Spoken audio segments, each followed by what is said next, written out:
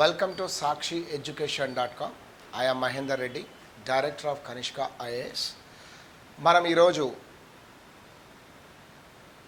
అనగా సెప్టెంబర్ 11, 2020 సాక్షి, హిందూ, ఈనాడు వంటి దినపత్రికలలో వచ్చిన వార్తల్ని మన కాంపిటేటివ్ ఎగ్జామ్ దృష్ట్యా మనం పరిశీలిద్దాం. ఒకటి ఏ క్యాపిటల్ అని రాశారు. ఆంధ్రప్రదేశ్లో అంటే వాస్తవంగా 2014 పునర్విభజన చట్టం, ఆంధ్రప్రదేశ్ పునర్విభజన చట్టం ప్రకారం ఆంధ్రప్రదేశ్కు రాజధాని అని పేర్కొన్నాం. ఏ క్యాపిటల్ అంటే దాని అర్థం ఒకటే అని కాదు అని చెప్పేసి ఈరోజు కేంద్ర ప్రభుత్వం తనకు సంబంధించిన ఎఫిడవిట్ ఏదైతే ఉందో దాన్ని ఆంధ్రప్రదేశ్ రాష్ట్ర హైకోర్టుకు సమర్పించడం అనేది జరిగింది. సో దీంతో ఒక రకంగా మూడు రాజధానుల యొక్క వైపు బహుశా ప్రయాణం ప్రారంభమైనట్టుగానే మనం గుర్తించవచ్చు. టీకా కేకా అనేది ఒక అంశం ఆంధ్రప్రదేశ్కు సంబంధించింది ఉంది. భారతదేశంలో టీకాలను వేయిస్తున్నారు ఎవరికి? వాళ్ళ చిల్డ్రన్స్కి. సో నేషనల్ యావరేజ్ కనుక మీరు చూస్తే ఈ యొక్క టీకాల విషయంలో 59.2 ఉంది. కానీ ఆంధ్రప్రదేశ్ మాత్రం 97%, అంటే దాదాపుగా జన్మించిన ప్రతి శిశువుకు వారి తల్లిదండ్రులు తప్పనిసరిగా ఏదో ఒక టీకాను మాత్రం అందిస్తున్నారు. సో 97% ఉందని చెప్పాం. ఖచ్చితంగా ఒక 8 రకాల టీకాలను మాత్రం 73.6% మంది ఆంధ్రప్రదేశ్లో వేయిస్తున్నారు. అంటే టీకా విషయంలో ఆంధ్రప్రదేశ్లోని ప్రజలకు చక్కటి అవగాహన కలదు అన్నది మాత్రం మనకు స్పష్టంగా ఇది అర్థమైపోతా ఉంది. రైతుల ఆదాయం అనేది ఒకటి రాసాం. ఏంది రైతుల ఆదాయం అన్నది అని చూస్తే గతం నుంచి మనం కొంతకాలంగా చెప్తున్నాం. చివరికి ఇది 2024-25 వరకన్నా ఆంధ్రప్రదేశ్ కాదు భారతదేశంలోనే ఉన్న రైతుల యొక్క ఆదాయాన్ని రెట్టింపు చేయాలని కేంద్ర ప్రభుత్వం అనేక చర్యలు తీసుకున్నది. అందులో మరొక చర్య కూడా ఆత్మనిర్భర్ భారత్ అనే కార్యక్రమం కూడా రైతుల ఆదాయ రెట్టింపులో ఒకటిగా మనం చెప్పుకోవచ్చు. సో ఈరోజు ఏంటి దానికి సంబంధించింది అన్నది కనుక మీరు చూస్తే ఆర్బీ అంటే ఏవైతే రైతు భరోసా కేంద్రాలు ఉన్నాయో రైతు భరోసా కేంద్రాలతో సహాయంతో మనం మల్టీపర్పస్ ప్లాట్ఫామ్స్ అనేటివి ఏర్పాటు చేయాలి. ఈ మార్కెటింగ్ అనే సదుపాయాలు కల్పించాలి. మంచి నాణ్యమైన ఉత్పత్తులను తీసుకురావాలి. పెట్టుబడిలో వ్యయాన్ని తగ్గించాలి. అప్పుడే రైతుకు అధిక ఆదాయం వచ్చే అవకాశం ఉంటుంది అని చెప్పేసి నిన్న ఆంధ్రప్రదేశ్ రాష్ట్ర ముఖ్యమంత్రి వైఎస్ జగన్మోహన్ రెడ్డి గారు చేసిన సమీక్ష సందర్భంగా ఆయన వెలువచ్చిన కొన్ని మాటలు అన్నది మనకు తెలుస్తూ ఉంది. అదేవిధంగా ఈ యొక్క రైతు భరోసా కేంద్రాలు ద్వారా ఈ సాగు మొదలైన వాటి ద్వారా దాదాపుగా మనం 13 రకాల సేవలను అందిస్తే తప్ప రైతుల యొక్క ఆదాయాలలో మెరుగుదల అనేది ఉండకపోవచ్చు అన్నట్టుగా చెప్పడం జరిగింది. మరొక కార్యక్రమం ఏంటి ఇదే సందర్భంగా మాట్లాడిందంటే ఈ ఫిష్ అని రాశారు. ఈ సాగు ఈరోజు ఏ విధంగా అయితే ఈ అగ్రికల్చర్ అంటే మనం పండించే ప్రతి పంటకు సంబంధించిన విషయాలన్నింటినీ ఈ యొక్క కంప్యూటరీకరణ చేయడం దాన్ని మనం ఏ విధంగా ఈ సాగు అన్నామో అదేవిధంగా 2024-25 వరకు మత్స్య పరిశ్రమ యొక్క అభివృద్ధి అనేది 3% అంటే డబుల్ కాదు ట్రిపుల్ అవ్వాలని చెప్పి 3 పెరగాలని చెప్పి రాష్ట్ర ప్రభుత్వం కృతనిశ్చయంతో ఉంది అని చెప్పి నిన్న రాష్ట్ర ముఖ్యమంత్రి గారు మాట్లాడుతూ ఈ సాగులాగానే ఈ ఫిషరీ అనే దాన్ని కూడా మనం డెవలప్ చేయాలి. ఈ వ్యవసాయదారులకు ఏ రకమైన సదుపాయాలు కల్పిస్తున్నామో మత్స్యకారులకు మత్స్య ఉత్పత్తిదారులకు కూడా అదే రకమైన సౌకర్యాలు కల్పించాలి. కిసాన్ క్రెడిట్ కార్డు వంటివి కూడా వాళ్ళకు అందించాలి అని చెప్పేసి చెప్పుకోవడం జరిగింది.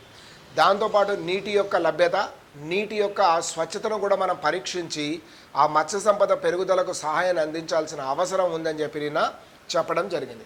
సో మరొక అంశం ఏంటి ఇక్కడ అంటే ఇదే సందర్భంగా కేంద్రానికి సంబంధించి కూడా ఒకటి చెప్తాను.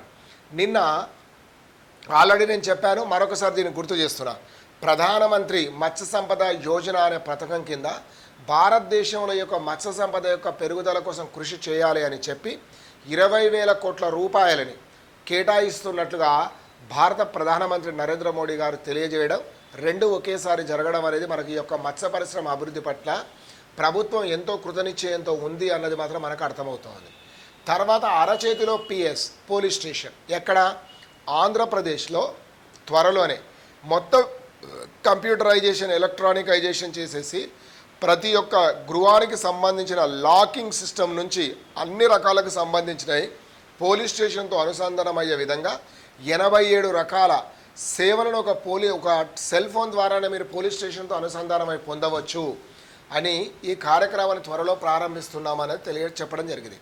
ఇక ఆయిల్ ఫామ్ అనే దాన్ని ఒకటి రాశారు. తెలంగాణ శాసనసభ సమావేశాలు జరుగుతున్న సందర్భంగా తెలంగాణ వ్యవసాయ శాఖ ఒక నిర్ణయానికి వచ్చింది. ఏంటి అదనంటే, తెలంగాణలో ఆయిల్ ఫామ్ సాగుకు అవకాశాలు ఎక్కువగా ఉన్నాయి కాబట్టి తెలంగాణలోని దాదాపుగా 25 జిల్లాలలో 8.14 లక్షలు అంటే 8,14,000 ఎకరాల భూమిని ఆయిల్ ఫామ్ సాగు చేయడం ద్వారా ఇక్కడ ఉన్న రైతులకు మనం ఆదాయాన్ని అందించిన వాళ్ళం లేదా పెంచిన వాళ్ళం అవుతామని చెప్పి ఇక్కడ రాష్ట్ర ప్రభుత్వం ఒక నిర్ణయాన్ని తీసుకోబోతుంది అనేది మనకు తెలుస్తుంది. తర్వాత రాఫెల్. ఏంటి రాఫెల్ అన్నదాన్ని కనుక చూస్తే ఇవి యుద్ధ విమానాలు ఫ్రాన్స్ నుంచి భారతదేశం కొనుగోలు చేసినాయి. రాఫెల్ అంటే అర్థం గాలి దుమారం లేదా జ్వాలా విస్ఫోటనం. ఈ యొక్క దాని యొక్క పేరులోనే మనకు దాని తీవ్రత, అది చేసే పని కార్యక్రమాన్ని ఎంత ఉధృతంగా ఉండబోతుంది అనేది మనకు స్పష్టం తెలుస్తుంది.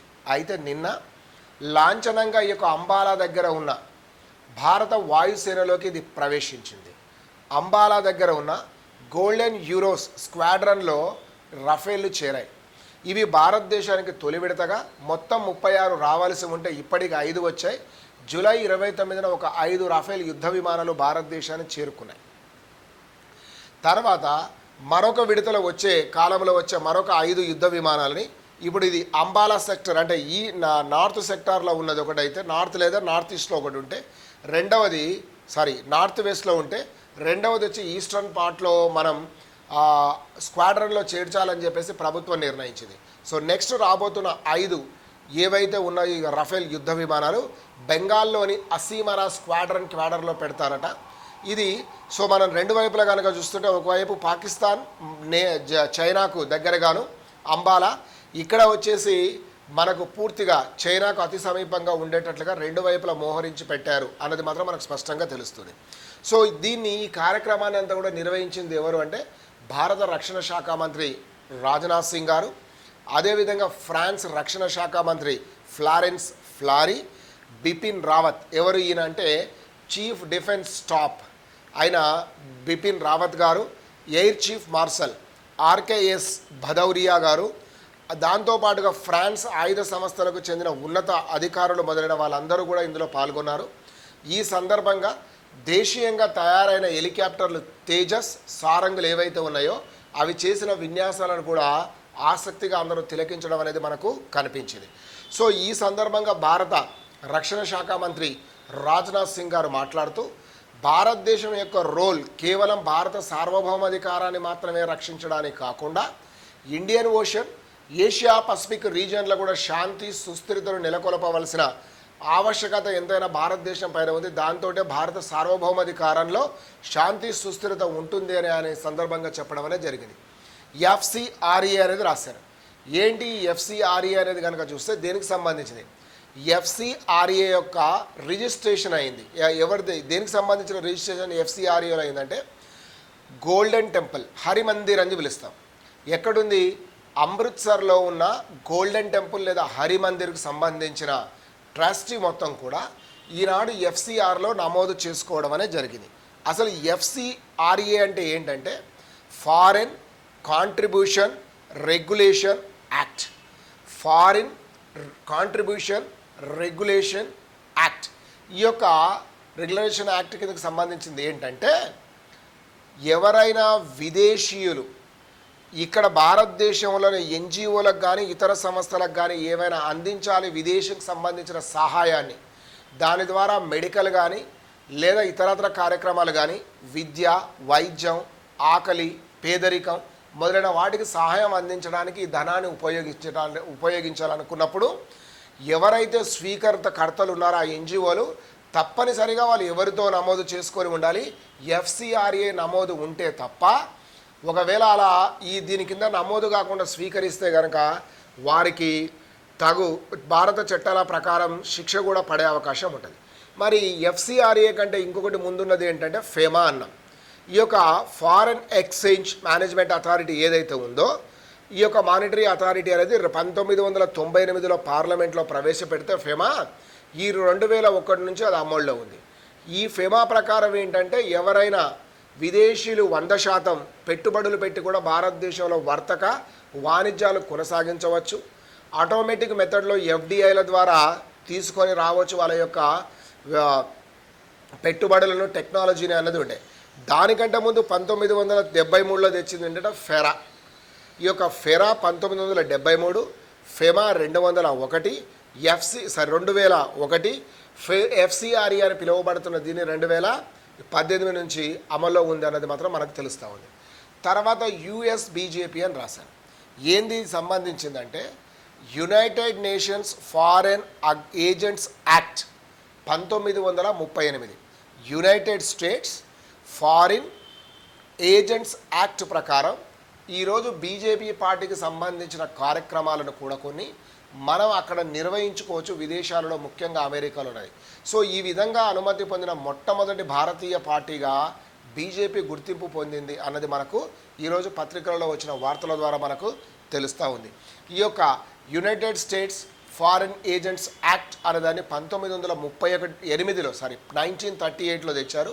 దానికి అనుగుణంగానే ఈ యొక్క కార్యక్రమాలన్నీ జరిగాయి అన్నది మాత్రం మనకు తెలుస్తుంది. NSD national school of drama, దానికి డైరెక్టర్గా ఎవరిని, ప్రకాష్ రావల్, ఒక సినీ నటుడు. ఈయన 2014 నుంచి 19 మధ్య అహ్మదాబాద్ నుంచి పార్లమెంటుకు ఎన్నికై బీజేపీ తరఫున లోక్సభ సభ్యుడిగా కూడా కొనసాగాడు. ఈయన యొక్క నియామకాన్ని నిన్న భారత రాష్ట్రపతి రామ్నాథ్ కోవింద్ గారు ఆమోదించారు. ఈ విషయాన్ని మనకు యూనియన్ కల్చరల్ మినిస్ట్రీకి చెందిన ప్రహ్లాద్ సింగ్ పటేల్ గారు మనకు తెలియజేయడం అనేది జరిగింది. సో దీని ప్రకారం నేషనల్ స్కూల్ ఆఫ్ డ్రామాకి పై డైరెక్టర్గా ఈ యొక్క సినీ నటుడుగా ఉన్న ప్రకాష్ రావల్ గారు కొనసాగుతారని ఉంది. స్పైసెస్ అండ్ ఇమ్యూనిటీ అనేది ఒకటి రాశాం. ఏంది స్పైసెస్ అండ్ ఇమ్యూనిటీ అనేది గురిస్తే, ఇటీవల కాలంలో కరోనా వ్యాధి వ్యాప్తి చెందిన తర్వాత చాలామంది ప్రజలకు వచ్చిన ఒక అవగాహన లేదా అనేక సోషల్ మీడియా దీని ద్వారా వాళ్ళకు వచ్చిన థాట్ ఏంటంటే, మనం స్పైసెస్ ముఖ్యంగా జింజర్ కానీ, అంటే జింజర్ టీ కానీ, తర్వాత ఈ యొక్క పెప్పర్ మొదలైన వగైరా ఏవైతే చెప్తున్నా మనం స్పైసెస్గా ఉన్నాయి, వాటిని స్వీకరించడం ద్వారా రోగ నిరోధక శక్తి పెరిగి కరోనా నుంచి మనం కొంతవరకు రక్షించుకున్న వాళ్ళం అవుతామన్న ఒక థాట్ వచ్చింది. దాని ఫలితంగానే ఈరోజు భారతదేశంలో ఉత్పత్తి అయ్యే ఈ యొక్క ఏవైతే స్పైసెస్ ఉన్నాయో సుగంధ ద్రవ్యాలు, ఈ సుగంధ ద్రవ్యాల యొక్క ఎగుమతి పెరిగి $3 బిలియన్ చేరుకున్నది ఇప్పటికే అన్నది మాత్రం మనకు తెలిసింది. 10% ఈసీ అని రాశారండి. ఏంటి 10% ఈసీ అన్నది కనుక మీరు చూస్తే, ఎలక్షన్ కమిషన్ వారు ఇప్పుడు జరగబోయే ఉప ఎన్నికలు వివిధ రాష్ట్రాలలో ఉన్న 60కి పైగా శాసనసభ, ఒక లోకసభ, బీహార్ ఎన్నికలు మొదలైన వాటిలో ఇప్పటి వరకు వాళ్ళకున్న నిబంధనలు ఏవైతే ఉన్నాయో, శాసనసభకు ఉదాహరణకు ₹1 కోటి ఖర్చు పెట్టాల్సిన అనుమతి ఉందనుకోండి, ఎగ్జాంపుల్గా చెప్తున్నాను. 1,10,00,000 అంటే 10% పెంచారు. కారణం ఏం చెప్పారు వాళ్ళు అంటే, నిర్దిష్టంగా ఒక అభ్యర్థి చేయవలసిన వ్యయాన్ని 10% ఎందుకు పెంచాము అని ఎలక్షన్ కమిషన్ వర్గాలు చెప్తున్నాయంటే, కరోనా కారణంగా వాళ్ళు తీసుకోవాల్సిన సేఫ్టీ మెజర్స్ మరియు కరోనా కారణంగా చేయబోయే ప్రచారంలో వచ్చే ఎత్తుపల్లాలు మొదలైనవన్నీ ఉన్నాయి కాబట్టి దానికోసం అని చేస్తున్నట్టుగా చెప్పడం జరిగింది. RIC, R stands for Russia, I stands for India, C stands for China. So ఈ ఆర్ఐసికి సంబంధించిన విదేశాంగ మంత్రుల సమావేశం త్రైపాక్షిక, ద్వైపాక్షిక రెండు కూడా మాస్కోలో జరిగాయి. ఈ రష్యా తరపున విదేశాంగ మంత్రిగా సెర్గీ లావ్రోవ్, అదేవిధంగా చైనా తరపున వాంగ్ యూ, భారతదేశ విదేశాంగ వ్యవహారాల మంత్రి అయిన ఈ యొక్క జై శంకర్ గారు మొత్తం పాల్గొనడం ఇక్కడ జరిగింది. సో దీని సందర్భంగా ఇండియా చైనాకు సంబంధించిన విదేశాంగ మంత్రులు, అదేవిధంగా ఇండియా రష్యాకు సంబంధించిన విదేశాంగ మంత్రులు వేరువేరుగా కూడా సమావేశమయ్యారు. పత్రికలలో అధికారికంగా రాకపోయినా అందరూ అనుకుంటున్నట్లుగా భారతదేశం చైనాల మధ్య ఉన్న ఉద్రిక్తత పరిస్థితులపైనే చర్చ అధికంగా కొనసాగింది అన్నది మాత్రం చెప్తా ఉన్నారు. సైనిక సదుపాయాల పరస్పర సహకారం పైన భారతదేశం చైనాలు నిన్న ఒప్పందం చేసుకున్నాయి. దీని ప్రకారం ఏంటంటే, భారతదేశం జపాన్లు రెండు అవసరాల కోసం వారి సైనిక స్థావరాలను ఒక దేశానికి సంబంధించిన మరొకరు కూడా ఉపయోగించుకోవచ్చని ఒక ఒప్పందం చేసుకోవడం జరిగింది. ఎప్పుడైతే షింజో అబే జపాన్ ప్రధాని అయినప్పటి నుండి భారతదేశం పట్ల సానుకూల దృక్పథంతో ఉండడం, భారతదేశానికి విచ్చేసినప్పుడు భారత పార్లమెంటులో కూడా ప్రసంగించడం. సో ఇటీవల కాలంలో ఆయన అనారోగ్యంతో రిజైన్ చేస్తాను అన్నప్పటికీ కూడా ఇంకా అక్కడ నూతన నాయకుడు ఎన్నిక అవ్వలేదు. ఆ లోపే ఇప్పుడు భారత రక్షణ శాఖ కార్యదర్శి అయిన అజయ్ కుమార్, జపాన్ రాయబారి గారైన సుజుకి సతోషిల మధ్య ఈ యొక్క ఒప్పందం కుదిరింది. ఈ ఒప్పంద సందర్భంగా భారత ప్రధాని నరేంద్ర మోడీ, జపాన్ ప్రధాని షింజో అబే గారు ఇద్దరు కూడా ఫోన్లో మాట్లాడినట్లు దీన్ని ధృవీకరించినట్లుగా కూడా చెప్పడం జరిగింది. సో దీనికంటే ముందే, జపాన్ కంటే ముందు మనం ఇటువంటి అంగీకారాన్ని లాస్ట్ మంత్ ఎవరితో చేసుకున్నామంటే ఆస్ట్రేలియా. అంతకంటే ముందు మనం ఇలాంటి ఒప్పందాలు ఎవరితో ఉన్నాయంటే ఫ్రాన్స్తో ఉంది, సింగపూర్తో ఉంది, మరియు యునైటెడ్ స్టేట్స్ ఆఫ్ అమెరికాతో కూడా ఉంది. దీని ప్రకారం నేను ఇందాకే చెప్పినట్టుగానే ఎప్పుడైతే రఫేల్ యుద్ధ విమానాల సమాచారం చెప్పామో ఇక్కడ కూడా విశ్లేషకుల యొక్క అభిప్రాయం ఏంటంటే ఇండియన్ ఓషన్, ఏషియన్ పసిఫిక్ రీజియన్లో శాంతిని పెంపొందించడానికి ప్రధాన ధ్యేయంగా పనిచేస్తున్నట్టుగా ఈ యొక్క భారతదేశం, జపాన్ల యొక్క నిర్ణయం ప్రస్ఫుటంగా కనిపిస్తుంది అనేది మనకు తెలుస్తుంది. అసమానతలు అనేది రాశారండి. దేనికి సంబంధించిన ఈ యొక్క ఇన్ఈక్వాలిటీస్ ఇదంటే ఎడ్యుకేషన్లో. సో సాధారణంగానే ఎడ్యుకేషన్ అంటే పాఠశాలలకు వెళ్ళిన విద్యార్థులలో ఎటువంటి తారతమ్య భేదాలు ఉండకూడదు, మానసికమైన ఒకరిపైన ఒకరికి ఆధిపత్యం ఉండరాదనే ఉద్దేశంతో బాగా ధనవంతుల పిల్లలు అలంకారపర అంటే బాగా రిచ్ డ్రెస్సెస్ వేసుకొని వస్తే మిగతా పిల్లలకు ఇబ్బందిగా ఉండకూడదనే ఉద్దేశంతో ఏకరూప వస్తువులు అంటే యూనిఫామ్స్ అనేవి పెట్టాం. సో అన్ని జాగ్రత్తలు మనం తీసుకున్న ఈ కరోనా వల్ల ఈరోజు వచ్చిన సమస్య ఏంటంటే ఆన్లైన్ ఎడ్యుకేషన్ అనేది ఎప్పుడైతే మనం మొగ్గు చూపామో తప్పని పరిస్థితిలో ఇది అసమానతలను భారతదేశంలో పెంచింది. ముఖ్యంగా విద్యాపరమైనవి. కొందరు పిల్లలకేమో ఇంట్లో కంప్యూటర్, ల్యాప్టాప్ అంటే desktop, laptop, cell phone, internet connection, what not everything availability ఉంటే అసలు టీవీ వంటివి కూడా సరిగా సదుపాయాలు లేక ఎన్నో ఇబ్బందులు పడుతున్న విద్యార్థులు కూడా ఉన్నారు. ఇది ఎడ్యుకేషన్లో కొత్తగా ఏర్పడిన ఒక అసమానతగా మనం భావించవచ్చు. సో అదొకటైతే, రెండవది భవిష్యత్తు ఇంధనం అని రాశారు. మరి ప్రపంచంలో ప్రధానంగా ఇంధన వనరుగా విద్యుత్ అంటే దేని ఉపయోగిస్తున్నాం మనం అని అంటే కార్బన్ రిలేటెడ్ ప్రొడక్ట్స్. ఒకప్పుడు బొగ్గు, ఇప్పుడు పెట్రోల్ కానీ, డీజిల్ కానీ, కిరసనాయిల్ కానీ, ఇంకో అనుకుంటే మాత్రం మనం న్యాచురల్ గ్యాస్గా చెప్తున్నవి ఇవి. వీటి వల్ల అంటే ముఖ్యంగా వాహనాలలో ఉపయోగించే ఈ డీజిల్, పెట్రోల్ మొదలైన వల్ల విషపూరితమైన ఉద్గారాలు, కారకాలు అనేటివి బయటకు వచ్చి మానవుల మరణానికి ప్రధానమైన కారణం అవుతున్నాయని చెప్తున్నారు. సో దాదాపు ప్రతి సంవత్సరం 70 లక్షల మంది ఈ యొక్క బహిరంగ అంటే వాయు కాలుష్యం ద్వారా మరణిస్తున్న పట్ల ఉంది. అందులో 42 లక్షల మంది బహిరంగ వాయు కాలుష్యం అంటే భవన నిర్మాణాల సమయంలో కానీ లేదా ఈ వగైరా మనం చెప్తుంటున్న వాహనాల వల్ల వచ్చే పొగ వంటి వాటి వల్ల కానీ మొదలైన వాటి వల్ల జరుగుతుంది. ఆ సందర్భాన్ని కనుక మనం చూస్తే ముఖ్యంగా కార్లు, ఆటోలు, ద్విచక్ర వాహనాలు మొదలైన వాటిని విద్యుత్తో తయారు చేసిన ఎలక్ట్రికల్ కార్లను కానీ లేదా బైకులను కానీ ఆటోలను కానీ ఉపయోగించడం వల్ల కొంతవరకు మనం ఈ యొక్క పొల్యూషన్ తగ్గించిన వాళ్ళం అవుతాం. దీని ద్వారా మనం ప్రజలకు ఆరోగ్యకరమైన వాతావరణాన్ని ఏర్పరిచిన వాళ్ళం అవుతామని ఇక్కడ వ్యాసకర్త గారి అభిప్రాయం చెప్తూ, ప్రపంచంలో అత్యంత ఎక్కువగా కాలుష్యం కలిగిన తొలి 20 నగరాలలో 14 నగరాలు భారతదేశంలోనే ఉండడం అనేది ఒక రకంగా బాధాకరమైన విషయం అని మనం చెప్పవచ్చు. అదేవిధంగా ఈ యొక్క 27% వాహనాల వల్ల కలుగుతూ ఉంటే నగరాలలో అంటే మొత్తం భారతదేశంలో 70% కాలుష్యానికి కారణం నగరాలలో వాహనాలే అని చెప్పేసి కూడా వ్యాసకర్త చెప్పాడు. ప్రతి సంవత్సరం 305 కోట్ల టన్నుల ఈ పొల్యూషన్ అనే దాన్ని మనం వాతావరణంలోకి విడుదల చేస్తున్నామని చెప్పడం జరిగింది.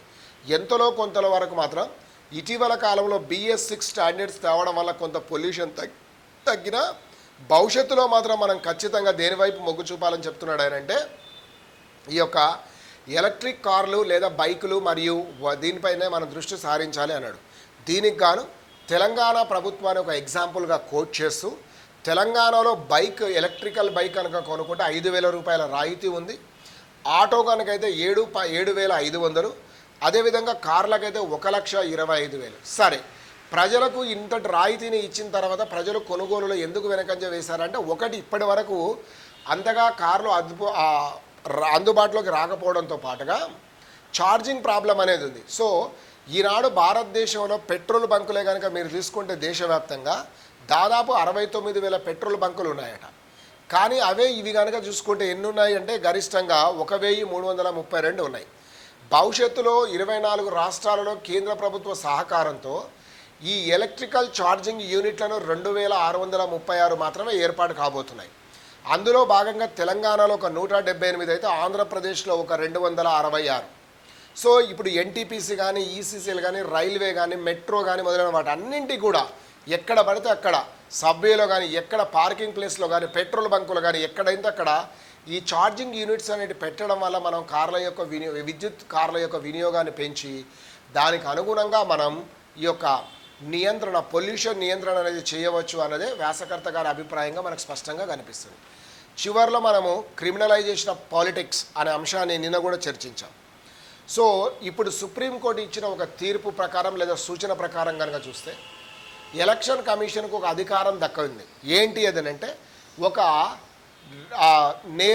పూరితమైన అభ్యర్థికి మీరు అభ్యర్థిగా ఎందుకు ఎంపిక చేసుకున్నారని రాజకీయ పార్టీలను ప్రశ్నించే ఒక అవకాశం మాత్రం దక్కిందని చెప్పవచ్చు.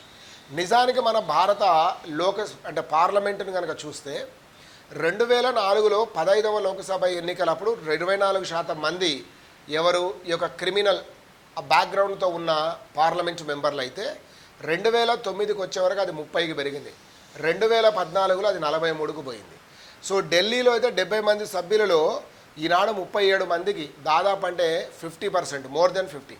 సో ఆ 50% దాకా ఈ యొక్క క్రిమినల్ కేసులు నమోదైన వాళ్ళే ఉన్నారు. అందులో కొందరు నిరూపితమయ్యే అవకాశాలు కూడా ఉన్న వాళ్ళు ఉన్నారు. మొత్తం భారతదేశంలో కనుక తీసుకుంటే అనేది ఆ సందర్భంగా వ్యాసకర్త గారు చెప్తూ వచ్చారు. సో మొత్తానికి ఈ యొక్క పాలిటిక్స్ నుంచి క్రిమినల్స్ని దూరం చేస్తే తప్ప స్వచ్ఛమైన ప్రజాస్వామ్యం అనేది కొనసాగడం కష్టము అని చెప్పేసి వ్యాసకర్త గారు ఈ విధంగా చెప్పడం జరిగింది. Have a nice day. Thank you for all.